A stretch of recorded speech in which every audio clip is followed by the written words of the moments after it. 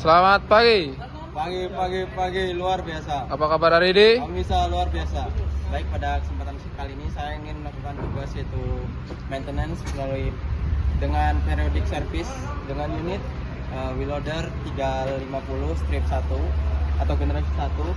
Nah, untuk sebelum melakukan maintenance pada unit wheel loader ini, di sini kita melakukan alat safety.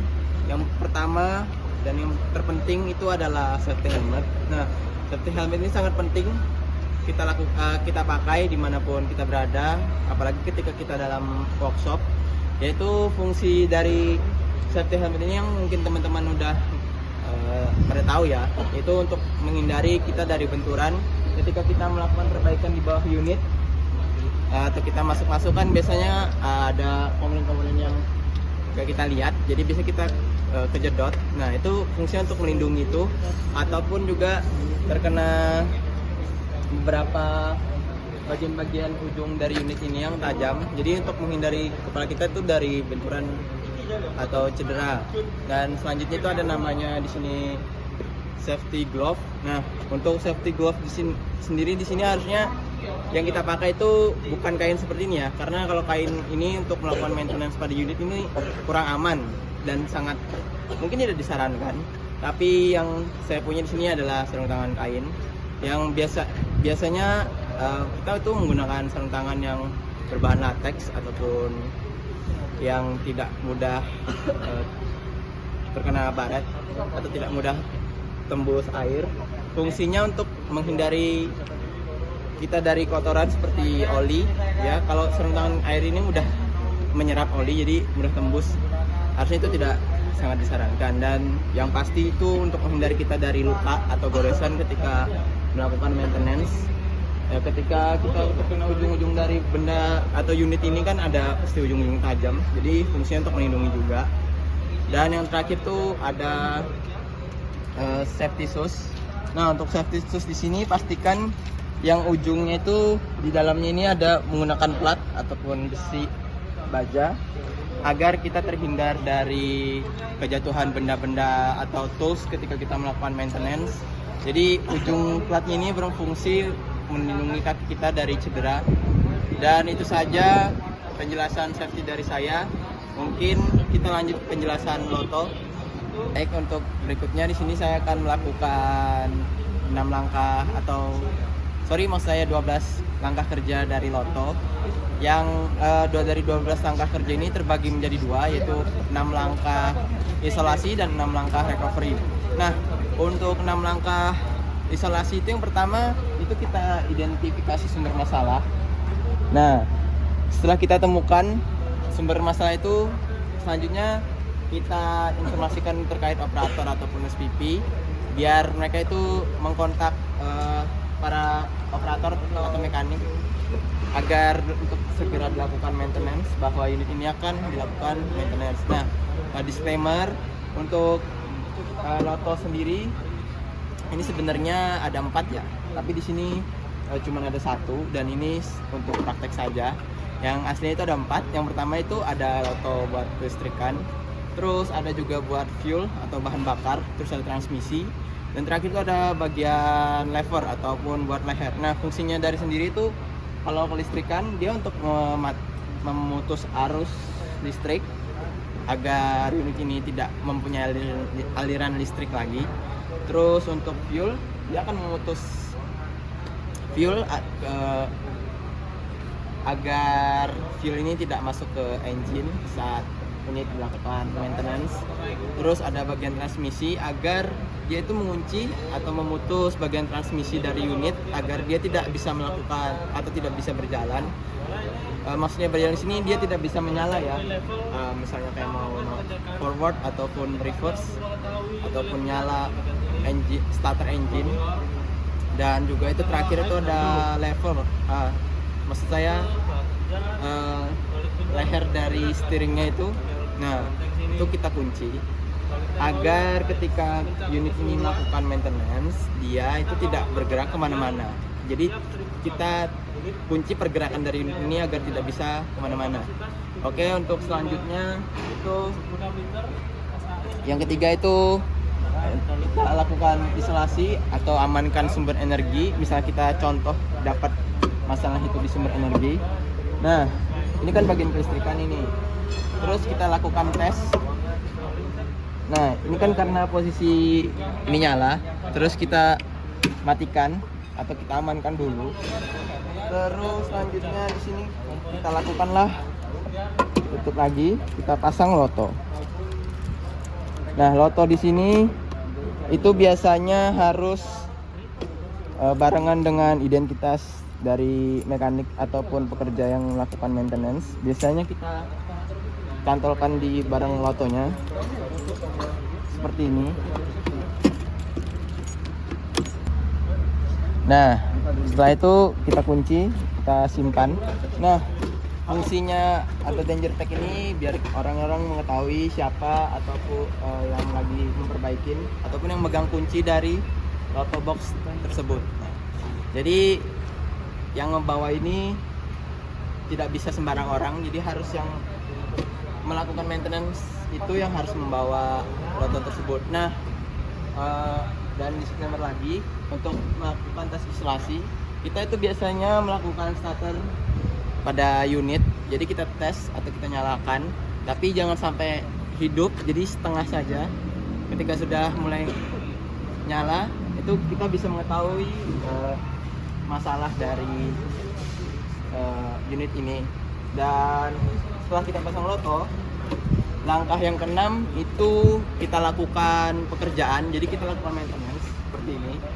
Nah, dan setelah melakukan maintenance, berikut itu adalah langkah ketujuh atau selesai melakukan pekerjaan. Nah, setelah kita melakukan selesai pekerjaan, itu langkah yang ke-8 itu adalah kita yang amankan area sekitar unit yang kita lakukan maintenance ini. Apakah ada bagian tercecer oli tumpah, ataupun ada mekanik ataupun orang yang sedang berada di unit lagi, ataupun kita buka apa lagi, kita lihat bagian apakah masih ada yang terkunci ataupun tidak. Dan selanjutnya yang 9 itu ada namanya periksa area kerja atau housekeeping. Jadi kita setelah melakukan maintenance, kita lakukan bersih-bersih atau kita membersihkan area maintenance agar takutnya misalnya ketika tidak membersihkan bekas oli, jadi ketika yang kita takutkan ketika ada pekerja yang lewat di area tersebut, mereka akan terpleset dan itu bisa menyebabkan cedera yang kemungkinan itu akan merusak namanya jam kerja dari karyawan tersebut. Dan yang terakhir, setelah kita lakukan semuanya, itu langkah 10 itu ada lepaskan loto. Jadi setelah kita lakukan itu, kita lepaskan lagi lotonya agar aman.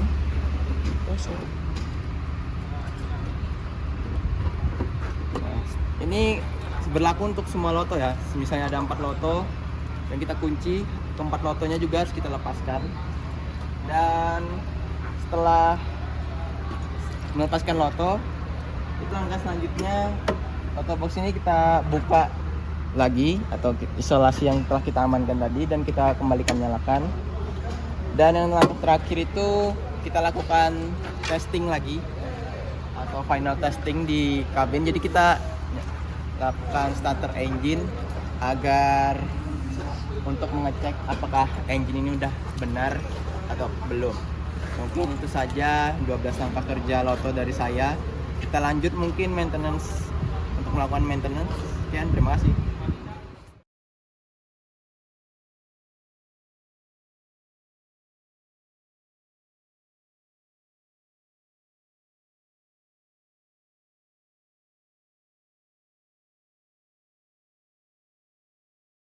Baik, di sini saya akan melakukan pembersihan pada air cleaner dengan menggunakan hand blower.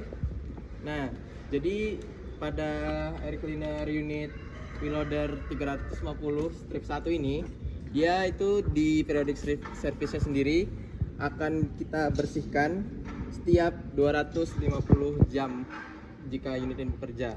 Jadi caranya itu pertama kita buka dulu filternya.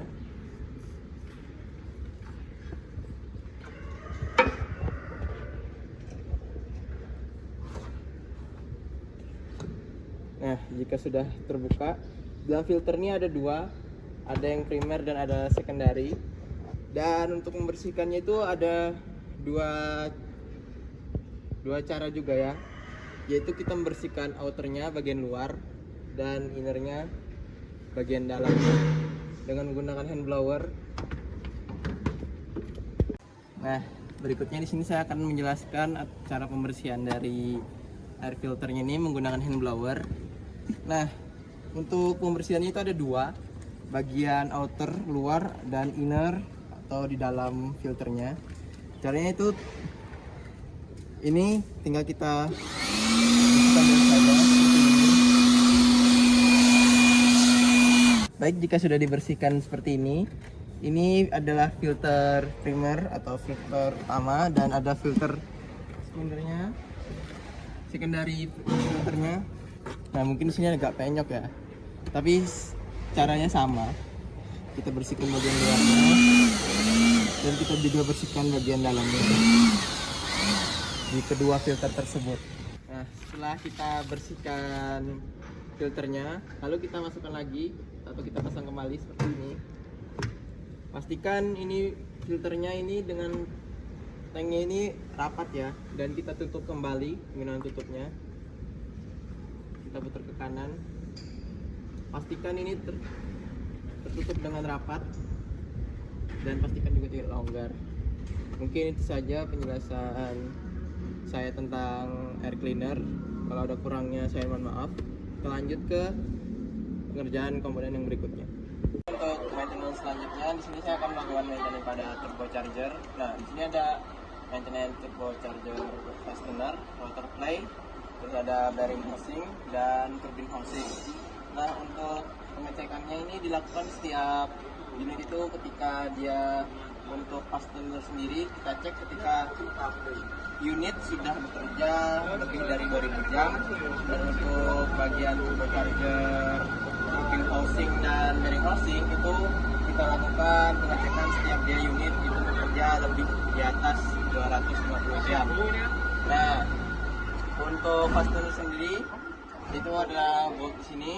Nah, itu kita cek menggunakan alternator frequency. Kekencangannya itu biasa kita lihat di AMM-nya, berapa kilogram atau kgm yang diperlukan untuk pengencangan fastener ini atau boltnya ini.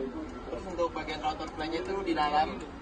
Nah, jadi kita buka bagian boltnya itu dan kita lihat dalam rotornya ini apakah turbinnya itu mengalami kebocoran. Nah, jadi kalau mengalami kebocoran segera kita ganti, kalau enggak itu nggak usah diganti. Kita pasang kembali, dan kekencangannya itu nggak boleh berbeda ya, jadi harus sesuai yang ada di OMM-nya. Dan sama juga untuk turbocharger bagian housing sama turbin ini kita cek juga. Nah, pengecekannya sama juga seperti sebelumnya, dan itu kita cek apakah bagian housing ini ada mengalami kebocoran atau enggak. Nah, jika mengalami kebocoran itu kita segera lakukan penggantian, dan untuk menggantinya itu harus kita lihat OMM-nya dari unit tersebut. Baik, untuk selanjutnya maintenance berikutnya akan kita lanjutkan. Sekian, terima kasih.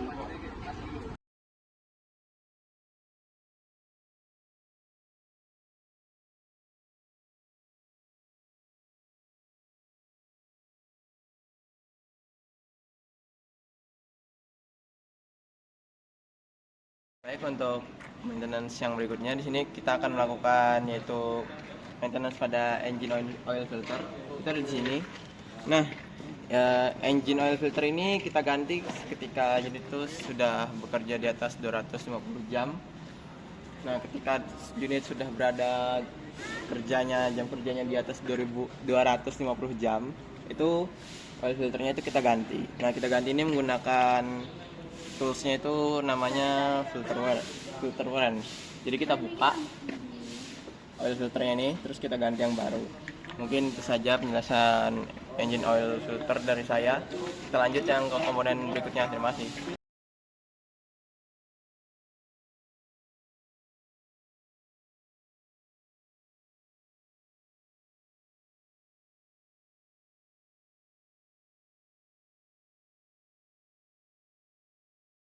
Untuk maintenance berikutnya itu di sini ada drain water sediment. Nah, untuk komponennya itu sendiri itu ini. Jadi untuk drainnya itu tutup yang ada di bawah ini kita buka. Nah, terus kita isi ulang. Nah, untuk pengisian ulang ini kita lakukan setiap dia itu unit 50 jam kerja. Jadi kita cek apakah kurang. Kalau kurang kita isi atau kita tambah. Nah, jadi kalau untuk mengeluarkannya yang tempat ngedrainnya itu yang di bawah tadi. Dan untuk berikutnya itu ada namanya full tank flush, yaitu kita membersihkan solar atau bahan bakar yang ada di full tank ini. Yaitu tempat ngedrainnya itu ada di bagian sini. Nah, jadi di bawah sini tepatnya. Nah, yang ini. Jadi setelah untuk ketika kita ingin melakukan pembersihan solar atau bahan bakar atau nge-flush, itu drainnya itu kita buka, ya ini bagian drainnya. Nah, untuk melakukannya itu dilakukan setiap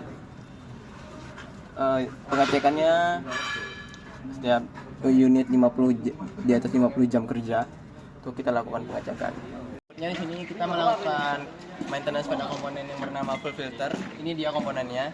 Nah, untuk komponen ini sendiri kita ganti kita buka menggunakan tools yang bernama filter orange. Nah, untuk penggantiannya itu sendiri ketika unit itu sudah bekerja di atas 500 jam. Jadi ini harus kita ganti.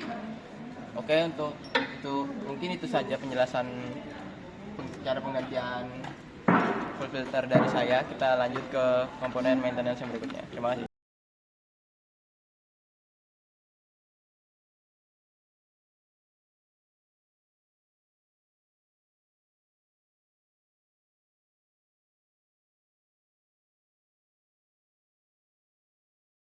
Baik, untuk maintenance yang selanjutnya saya akan melakukan maintenance pada engine cooling system. Yang pertama itu ada komponennya bernama water pump wrapping hole. Itu ada di bagian sini. Nah, untuk water wrapping hole ini itu kita cek setiap unit itu setelah bekerja di atas 500 jam. Jadi misalnya ada kebocoran pada seal, nah air yang ada pada radiator itu akan keluar melalui bagian sini. Jadi untuk mengeceknya kita cek aja bagian sininya. Dan untuk komponen berikutnya itu ada namanya radiator fin. Nah, radiator fin ini ada bagian kipas yang harus kita bersihkan menggunakan blow checker ataupun vakum. Nah, kita lakukan sini setiap itu kita bersihkan setiap unit itu setelah bekerja di atas 1000 jam. Terus ada radiator flush. Nah, untuk radiator flush sendiri kita harus ada di bagian sini drainnya, selang ini. Nah, nanti kita buka untuk mengeluarkan air radiatornya dan kita ganti ulang. Nah, untuk penggantian ulang dari air radiator ini kita lakukan setiap unit bekerja di atas 1000 jam. Dan untuk corrosion resistor cartridge itu ada di sini. Nah, ini kita ganti atau kita replace setiap unit itu bekerja di atas 500 jam kita ganti. Alatnya sama, yaitu filter orange tadi kita buka terus kita ganti lagi. Dan untuk berikutnya itu ada radiator cap test. Nah, di sisi bagian sini. Nah, dan kita cek apakah bagian radiatornya itu mengalami kebocoran.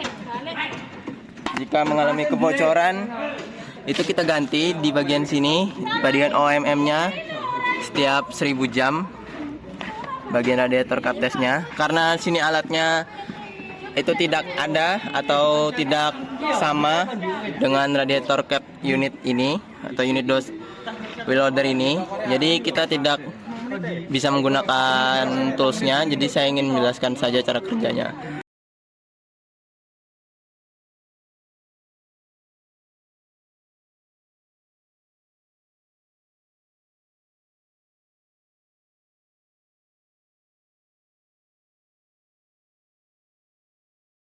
Baik, untuk selanjutnya di sini saya akan mengecek bagian hidrolik.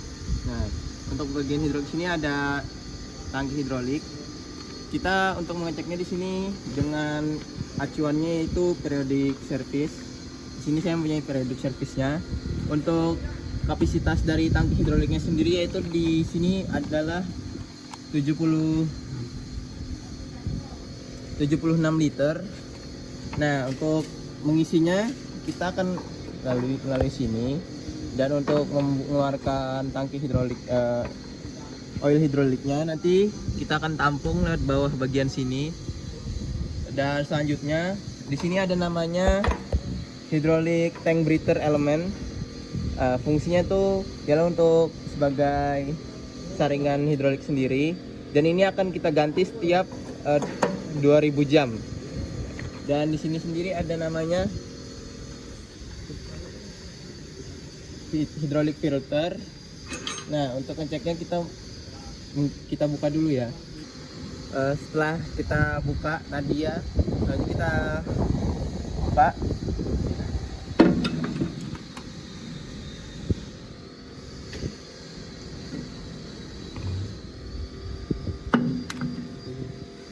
Nah, di sini ada filter hidroliknya, bisa kita lihat. Nah, di sini untuk kondisinya itu masih bagus ya, artinya nggak usah kita ganti. Tapi kalaupun kotor, itu harus kita replace. Nah, replace-nya acuannya apa? Ya, acuannya tadi ya service periodik, itu dilakukan setiap 2000 jam. Ketika unit sudah sudah bekerja, kita akan ngeceknya apakah hidrolik itu kotor atau tidak. Jika kotor itu kita ganti. Dan sudah itu kita tutup lagi. Dan selanjutnya setelah kita tutup, di sini ada namanya hydraulic oil level. Fungsinya ialah untuk melihat tekanan dari oil hidroliknya tersebut. Jadi di sini harusnya itu ada tulisan high dan low, tapi di sini tidak ada tulisannya. Jadi biasanya untuk mengukur tekanan, mengukur level sisa olinya, jadi kita acuannya itu lihat sini. Jika dia berada di sini, artinya dia itu harus ditambahkan lagi. Dan jika dia ada di sini atau di high, itu artinya dia tidak usah ditambahkan lagi ataupun cukup untuk digunakan.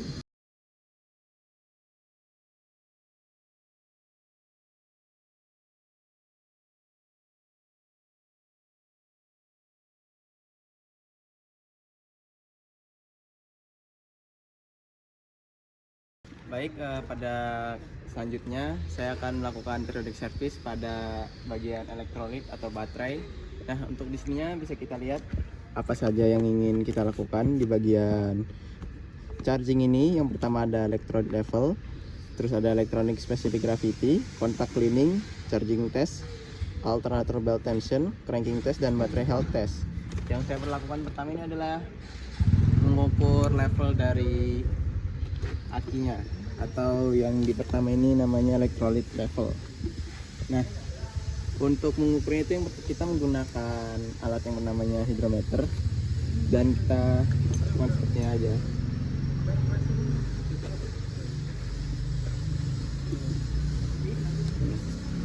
Untuk di periodic service-nya ini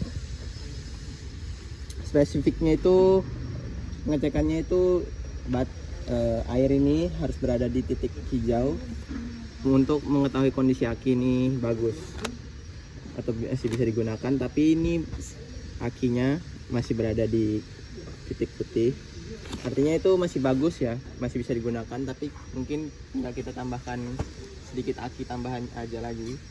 Terus untuk mengukur tinggi atau rendahnya air aki itu, di situ biasanya di bagian aki sini dapat tulisan high and low-nya. Tapi karena di sini tidak ada, biasanya kita menggunakan cara ngakalinnya itu kita ngecek dari tutup bagian akinya aja. Jadi semisal tutup bagian sini basah, akinya itu masih dalam keadaan high ataupun penuh. Nah, dan untuk selanjutnya di sini ada namanya kontak cleaning. Nah, kontak cleaning ini yaitu kita membersihkan bagian dua kutub aki tersebut ketika ingin kita melakukan charging test. Jadi ketika di unit ini mempunyai dua aki, sini contohnya kayak wheel loader, ini ada dua aki yang kita pakai. Jadi ada bagian kanan dan kiri. Nah, berarti kontak cleaning itu harus kita ataupun kutub yang kita bersihkan itu ada 4. Dan selanjutnya itu di sini ada namanya charging test. Nah, untuk charging test sendiri kita menggunakan baterai checker yang dimana alatnya itu sebentar saya ambilkan. Nah, di sini saya sudah ngambil baterai checkernya, dan yang kita lakukan mengikuti predik servisnya ini. Untuk baterai checkernya tinggal ngecek aja, kita jepitkan kedua kutubnya, plus ketemu plus dan minus ketemu minus.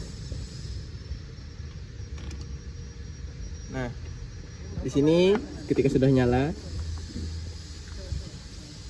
nah untuk sini kita pilih untuk baterai tes dan kita klik aja oke. Dan yang pertama itu ada regular float. Nah, kita tulis saja. Nah, untuk ukurannya sendiri di sini akinya itu 120 ampere ya. Jadi biasanya di sini kan berbeda-beda tuh ada ukurannya. Nah, kita tinggal cari aja di sini 120 ampere dan kita oke. Nah, kita tunggu sebentar. Nah, di sini tertulis kondisi baterai atau akinya itu good ya. Jadi pengecekannya artinya di aki ini bagus, dalam kondisi sehat dan masih bisa dipakai. Mungkin kita akan lanjutkan ke bagian belt tension.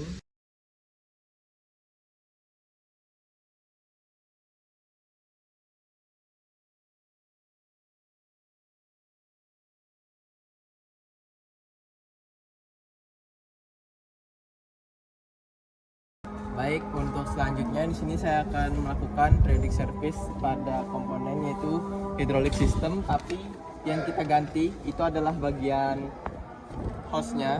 Jadi ada dua, ada bagian bottom dan head-nya. Yang pertama kita ganti mungkin di sini adalah bagian untuk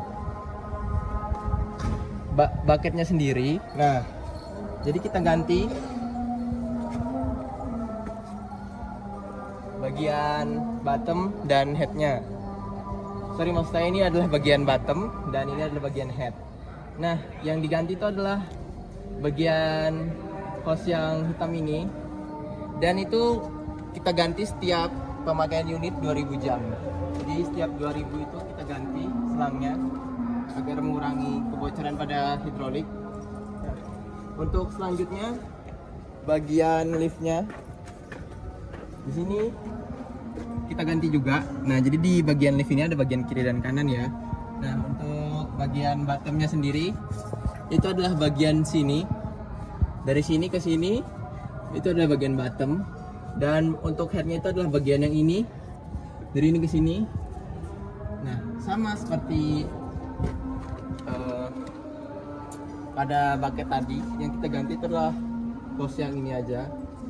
Jadi untuk gantinya juga sama, setiap 2000 jam pemakaian unit itu harus diganti agar mencegah kebocoran pada hidrolik sistemnya. Mungkin itu saja penjelasan dari saya mengenai hidrolik bucket dan hidrolik lift untuk bagian hose-nya. Jika ada kurang kata dari saya mohon maaf, atau penjelasan yang kurang. Kita lanjut ke komponen yang berikutnya. Terima kasih.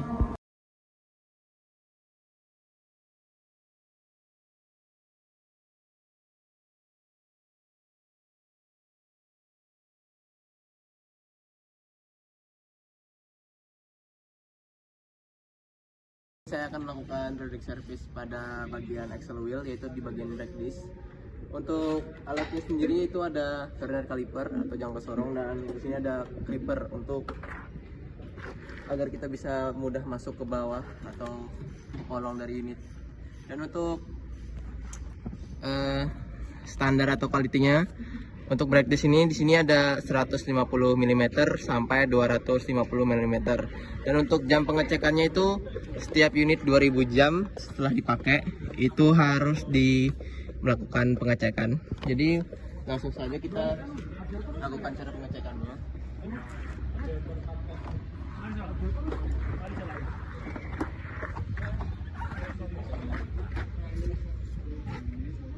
Pertama, jangka sorong kita buka, terus kita paskan. Setelah pas, jangka sorongnya itu kita kunci seperti ini hingga rapat. Nah, setelah kita kunci,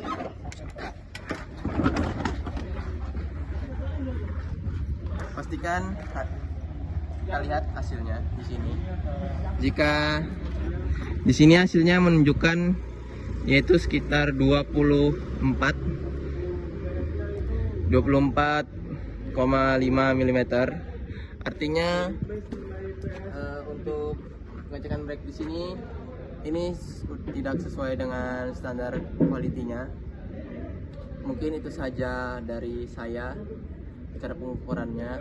Kita lanjut ke komponen yang berikutnya. Terima kasih. Baik, untuk berikutnya di sini saya akan melakukan tire pressure, yaitu masih pada bagian axle wheel. Di sini saya akan melakukan pengecekan tire pressure dan di service produknya sendiri. Tire pressure itu kita lakukan cek itu setiap unit itu bekerja 250 jam. Jadi untuk ukurannya sendiri yaitu dari 37 PSI hingga 51 PSI untuk standarnya. Dan alatnya itu adalah namanya tire pressure check. Dan cara pengeceknya itu gampang. Pertama, kita buka dulu tutupnya. Setelah ini dibuka, lalu kita tekan seperti ini dan kita cek, pastikan ini rapat dan tidak ada angin yang keluar. Kalau ada seperti ini itu artinya belum rapat. Nah, nanti dia akan terbaca di sini. Untuk cara membacanya sendiri itu di sini setiap satu stripnya itu dihitung 2. Jadi untuk 20 ini artinya sekitar 40 PSI, dan itu masih masuk standar dari service periodic dari wheel loader tersebut. Mungkin itu saja pengecekan dari saya. Sekian, terima kasih. Baik, di sini saya akan mengencangkan wheel hub nut dengan menggunakan torque wrench dan juga extension bar dan soket yang berukuran 30 mm. Nah, untuk torque wrench ini kencangannya yaitu menggunakan 48 kg sesuai OMM, dan kita akan menggunakan seperti ini sampai bunyi. Ketika sudah bunyi klik, maka baut itu akan artinya udah rapat atau kencang, dan itu kita lakukan satu persatu di seluruh bautnya hingga selesai. Sekian, terima kasih. Baik, untuk berikutnya di sini saya akan melakukan pergantian yaitu final draft oil pada wheel loader. Nah, di sini untuk kapasitas olinya sendiri itu ialah 8 liter, dan caranya itu gampang. Kita tinggal buka baut ini menggunakan soket berukuran 36 mm seperti ini, dan ini ketika sudah dibuka, tempat untuk mengisi olinya itu melalui di sini, dan ketika ingin mengeluarkan olinya dia terdapat di bagian sini, dan biasanya itu ada tampahnya, tapi di sini saya ingin menjelaskan cara kerjanya saja. Oke, mungkin itu saja cara kerja pergantian dari final draft oil ini, dan ini dilakukan setiap unit itu bekerja 2000 jam, jadi setiap 2000 jam itu harus diganti. Oke, itu saja dari saya. Sekian, terima kasih. Oke, selanjutnya di sini saya akan melakukan replace komponen pada axle dan differential oil. Nah, untuk bagian differential oilnya di sini ada komponennya. Di sini ada bagiannya, ini adalah tempat untuk mengisi olinya. dengan kapasitas yaitu 48 liter. Dan untuk tempat pengisiannya,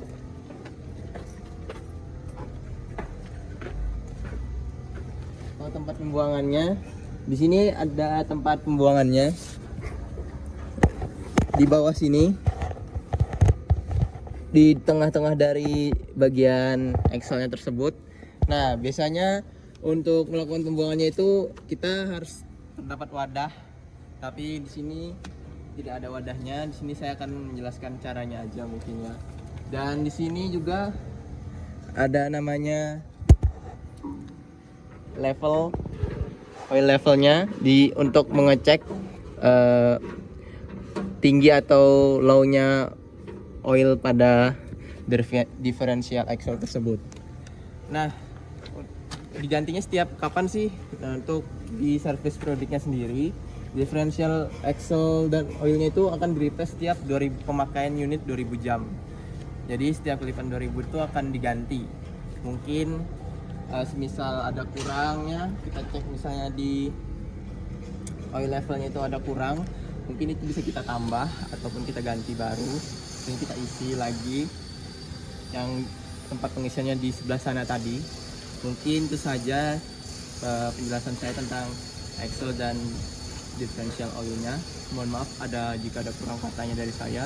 Mungkin kita bisa lanjut ke komponen berikutnya. Terima kasih.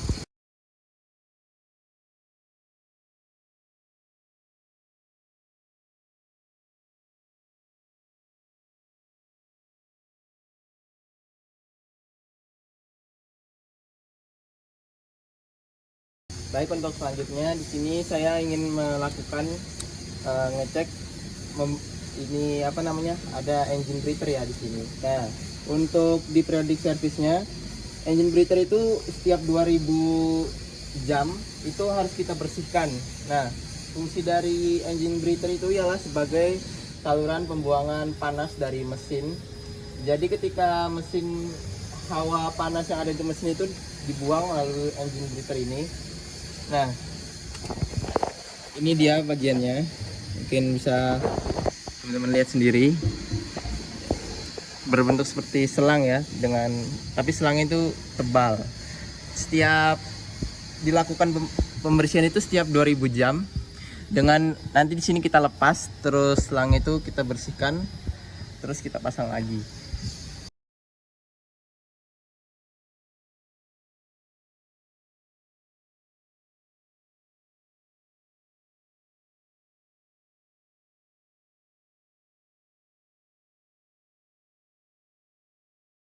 Baik, untuk maintenance berikutnya di sini kita akan melakukan lubricating, yaitu penggerisan pada unit preloader ini. Nah, untuk lubricating ini kita lakukan setiap unit itu dilakukan setelah dia jam kerjanya di atas 250 jam. Nah, untuk komponen sini itu ada terdiri dari dua bucket pin. Itu ini dia bucket pinnya. Cara penggunaannya itu seperti ini.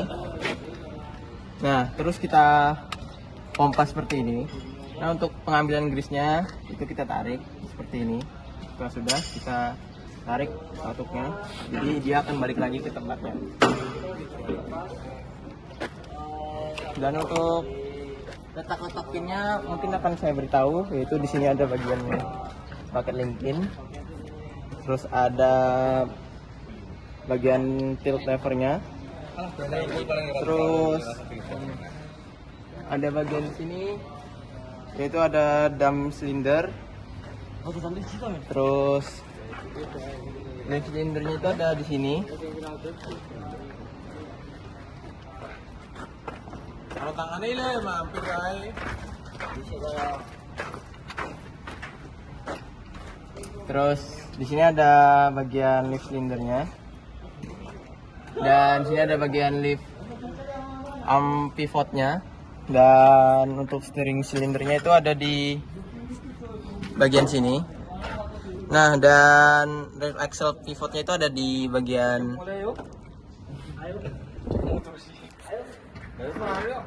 belakang situ.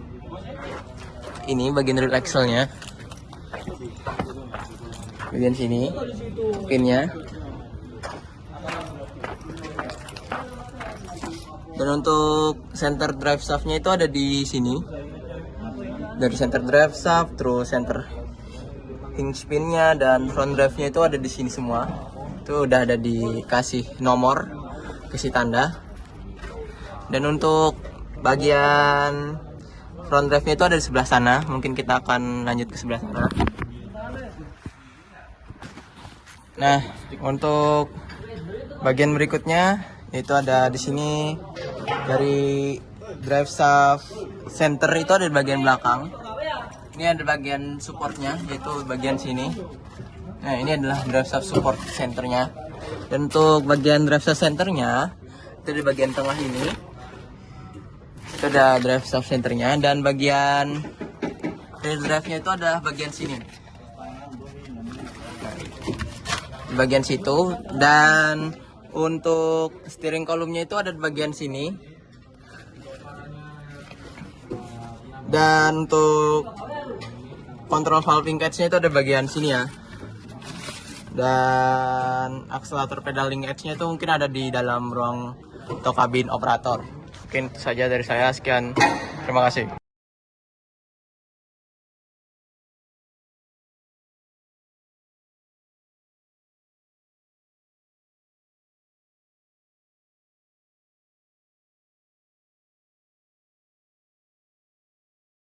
Baik, di sini saya akan melakukan SOS atau oil sampling pada bagian engine ya, di sini untuk bagian engine-nya dengan alat, yaitu ada oil samplingnya sendiri, oil pumpnya. Jadi kita masukin selangnya di sini, hose-nya, terus kita sedot.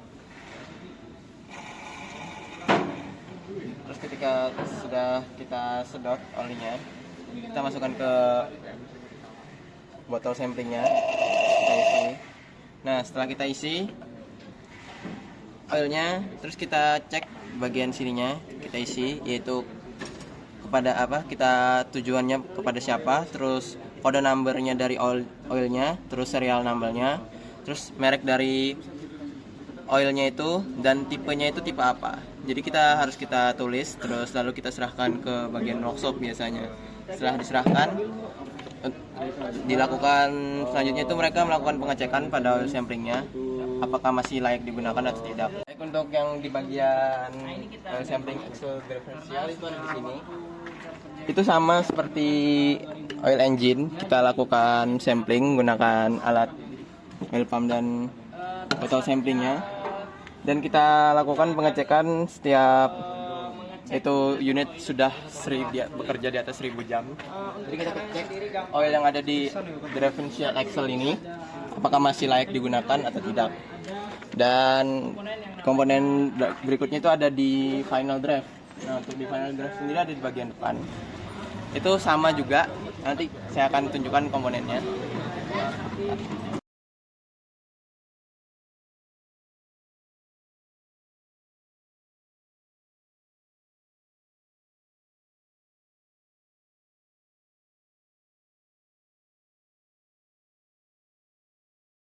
Baik, pada maintenance selanjutnya di sini saya akan melakukan testing dan adjusting. Yang pertama itu pakai adalah brake pedal operating force. Nah, untuk kapasitasnya sendiri itu yaitu sekitar 39 kilo sampai 55 kg. Nah, ini alatnya itu kita biasanya menggunakan push scale. Nah, cara kita tinggal nyalakan speed ini. Setelah itu kita ganti, karena ini masih di N, kita ganti, kita cari itu untuk unitnya yang bagian kilogram. Nah, setelah udah ketemu, terus kita pencet lagi di yang peak ini. Jadi kalau misalnya kita pencet keluar huruf P yang ini, ketika kita tahan, dia itu nggak balik lagi. Nah, jadi mungkin kita lakukan di sini. Nah, ini ada pedal brake-nya. Terus kita tekan. Nah, setelah itu akan keluar hasilnya, yaitu 12,15 kg. Nah, sebenarnya ini bisa lebih lagi ya, tapi karena unitnya ini sedang maintenance atau tidak beroperasi, jadi ini brake pedalnya kurang daripada servis periodiknya. Jadi mungkinan harus kita lakukan perbaikan pada pedalnya. Oke, yang selanjutnya itu ada namanya steering wheel operation force. Nah, di servis periodik kali ini dia itu untuk beratnya sendiri itu biasanya di sini di servis periodiknya itu dari 1,5 kilo sampai 3,3 kg. Nah, alatnya juga sama, yaitu push scale, tapi ujung ini kita ganti menggunakan hook. Jadi dia ada berbagai macam tipe.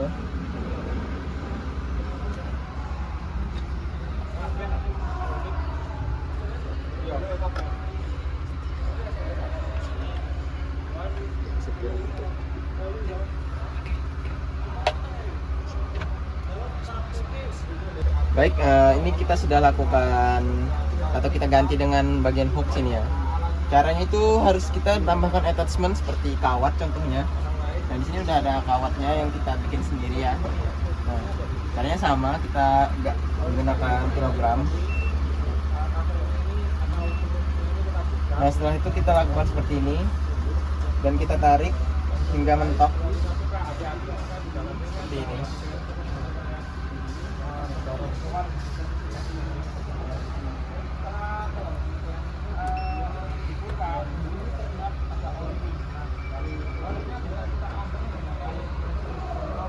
Nah, setelah keluar ini akan keluar tulisan yaitu 12 kg, 12 atau 12,7, yang berarti ini melebihi dari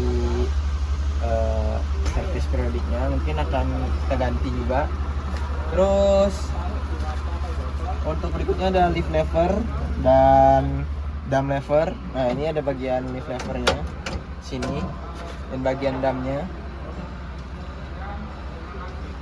Untuk ini ada 4 ya, ada bagian lower, hold, dan rise.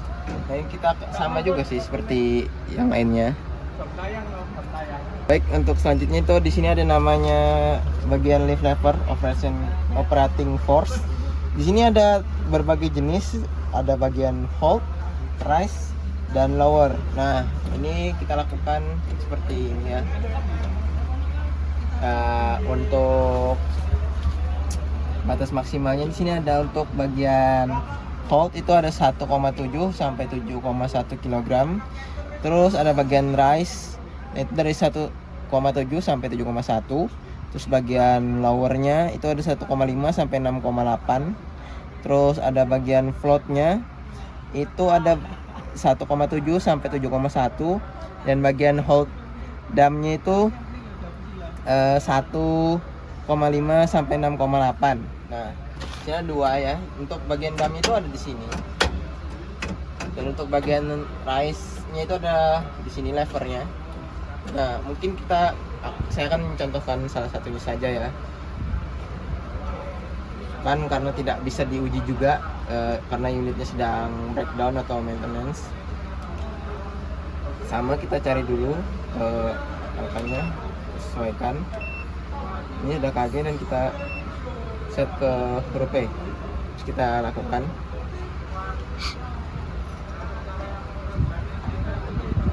Nah, ini di sini tertulis 1,92 kg, yang mana artinya ini masih memenuhi dari syarat operating force-nya, yaitu dia tidak perlu kita lakukan perbaikan ataupun replace. Dan untuk berikutnya di sini ada namanya bagian damnya, lever damnya.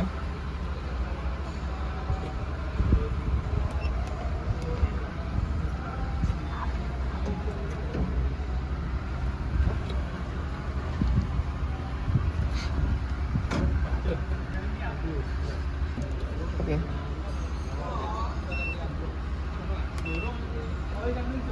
Dan kita tarik seperti ini.